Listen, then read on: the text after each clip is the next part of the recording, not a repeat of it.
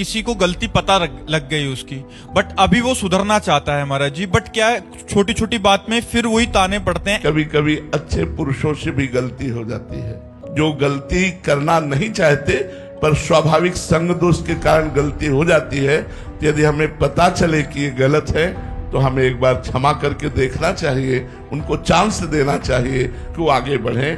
हमें बार बार उनको कोसना नहीं चाहिए, बार बार उन्हें हमें सताना नहीं चाहिए, अंदर टॉर्चर नहीं करना चाहिए। हमें एक बार चांस देना चाहिए। और सही पूछो तो हम जिससे कह रहे हैं कि चांस देना चाहिए, जब आपने अपने को चांस दिया तो दूसरे को भी चांस दीजिए।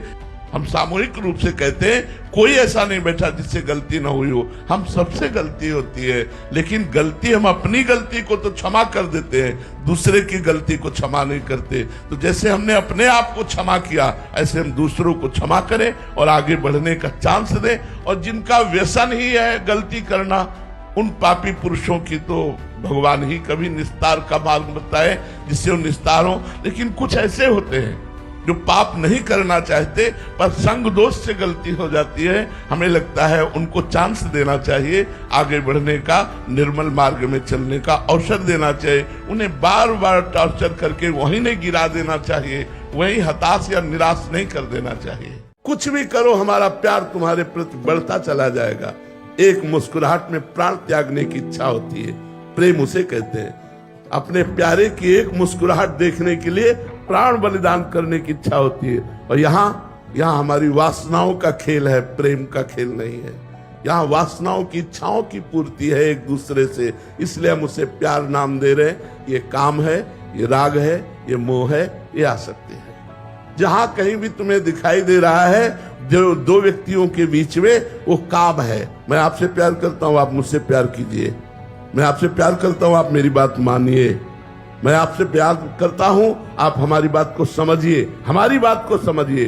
क्या हम जैसा चाहें वैसा आप चलिए, वैसा आप करिए, वैसे आप रहिए।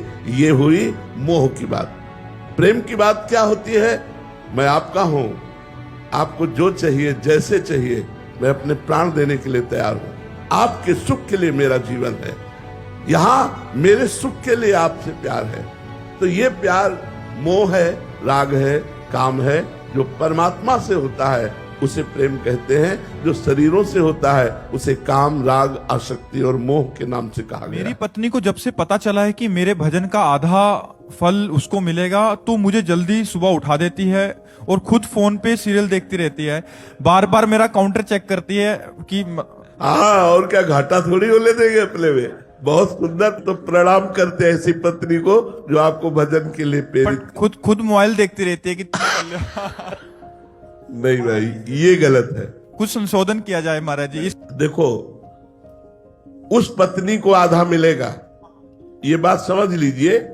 जो पति के अधीन है और पति की सेवकाई में है, उसके लिए कोई परमेश्वर नहीं, उसके लिए कोई आराधना नहीं। वो अपने पति की आराधना करती है। पति को खवाना पियाना, उनके वस्त्र धोना, उनकी सेवकाई में है, उनकी आज्ञा में है।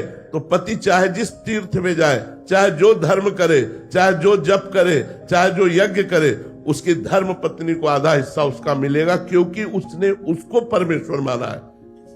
अगर पति की आराधना नहीं करते, मनमानी आचरण करते, तुम करो पाप और पति करे भजन और उसका आधा हिस्सा मिल जाएगा, ऐसा नहीं है। तो हमें लगता है पत्नी को अपनी अर्धांगिनी प्राण प्यारी मान करके धर्म पूर्वक पति भगवत मार्ग में अपने को चलाते हुए और संसारिक कार्य करे, और पत्नी अपने पति को भगवान मानकर आठों पहर उसकी आराधना, उसके चिंतन, उसके मनन में रहे, तो पति का आधा धर्म का हिस्सा उसको प्राप्त हो जाएगा और दोनों मंगलमय भगवत कृपा पात्र बन जाएंगे।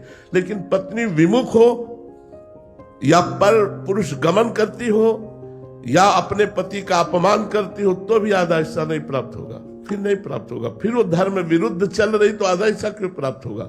धर्म युक्त चल रही हो तो उसे आधा हिस्सा प्राप्त होगा।